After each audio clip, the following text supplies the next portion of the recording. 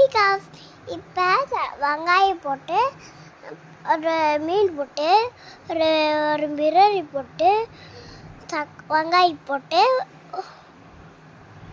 பிரியாணி செய்யலாம். மிளகாய் போட்டு கழிக்கலாம்.